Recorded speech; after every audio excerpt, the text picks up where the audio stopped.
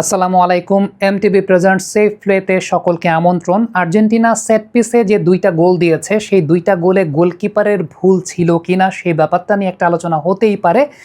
Lionel Messi যে গোলটা দিয়েছেন, সত্যি কথা বলতে ওই গোলটায় গোলকিপারের ভুলের চাইতে লিওনেল মেসির কৃতিত্বের জায়গাটা বেশি। আবার লো সেলসো যে গোলটা দিয়েছেন সেই গোলটায় আপনি বলতে পারেন যে গোলকিপারের মেজর মিস্টেক ছিল বা মেজর ইররের জায়গা ছিল। দুটাই একটু ব্যাখ্যা করার চেষ্টা করছি। প্রথমত লিওনেল মেসির যে ফ্রি কিকটা, সেই ফ্রি কিকটা যদি একটু লক্ষ্য করে আপনি দেখেন তাহলে ওই ফ্রি কিকটা কিন্তু মেসি আসলে মেরেছেন দুই ওয়ালের মাঝখান দিয়ে। অর্থাৎ একটা তো ওয়াল আছেই, মানব প্রাচীর একটা তো আছেই, তার পাশে যে আরেকটা মানব প্রাচীর আছে সেই দুটোর মাঝখান দিয়ে মেসি শটটা করেছেন। এবং সবচেয়ে ইম্পর্টেন্ট ব্যাপার, এটা কিন্তু তিনি আলটিমেটলি কার্ল করেন না, যেটা আসলে গোলকিপার অ্যান্টিসিপেট করতে পারেন ওই টাইপের সিনারিও থেকে, বা মেসির যে বডি পোস্টারটা ছিল ওই সময়টাতে, এটা যে কোনো গোলকিপার আসলে অ্যান্টিসিপেট করবেন, সেটা হচ্ছে ওয়ালের উপর দিয়ে হয়তো বা কার্ল করবেন সেই জায়গাটাতে, এবং এটা খুব স্বাভাবিক কারণ মেসি বাম পায়ের খেলোয়াড়। কিন্তু এক্ষেত্রে যে বিষয়টা ঘটেছে, দুই ওয়ালের মাঝখান দিয়ে মেসি প্লেসিং করেছেন আর বলটা আসলে এরিয়াল ছিল না, বলটা গ্রাউন্ডেড ওয়েতে তিনি মেরেছেন। So ultimately goalkeeper had nothing to do.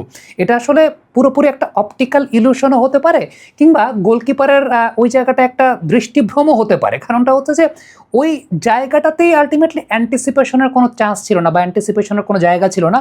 আরেকটা খুব ইম্পর্টেন্ট ব্যাপার, আপনি বলটা যে সময় মারা হয়েছে তখন থেকে অ্যাঙ্গেলটা যদি একটু লক্ষ্য করে দেখেন, এখানে ম্যাগনাস এফেক্টের ঘটনা ঘটেছে এবং প্রচণ্ড রোটেশনাল ফোর্সে আসলে বলটা তার দিকও মনে হয় পরিবর্তন করেছে। কারণ ঠিক যে জায়গাটাতে, যে অ্যাঙ্গেল থেকে বলটা বেরিয়ে যাচ্ছিল, ওই অ্যাঙ্গেল থেকে মনে হচ্ছিল যে বলটা হয়তো বা ওয়ালের দিকেই হয়তো বা যাবে, বাট ওই যেটা বললাম যে রোটেশনাল ফোর্সে একটা ম্যাগনাস এফেক্টও কাজ করেছে এবং এই জায়গাটাতে আলটিমেটলি বলটা নিচ দিয়ে গেছে। সেটাও একটা ফ্যাক্টর যে মেসি বলটা উপর দিয়ে মারেন নাই।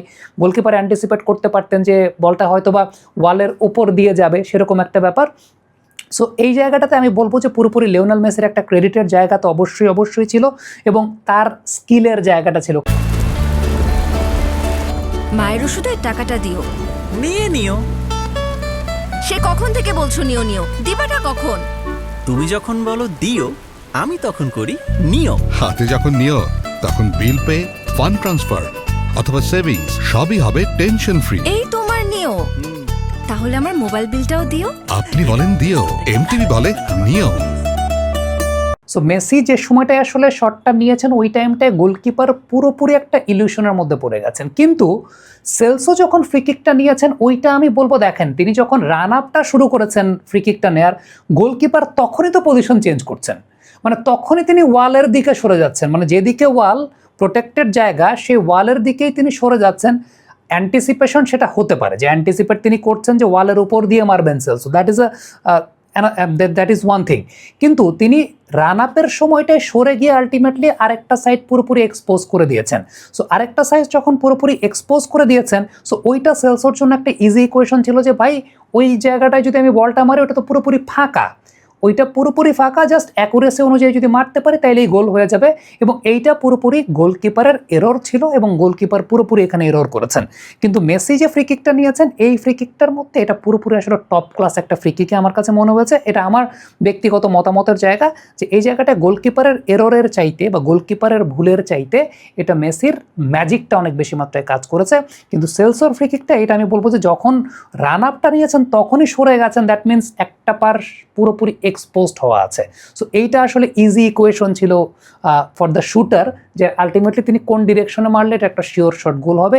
এটা আমি বলবো যে গোলকিপারের একদম বেসিক ভুলের জায়গা ছিল। কমেন্ট বক্সে আপনাদের মন্তব্য মতামত জানতে চাই, লিখে পাঠাবেন।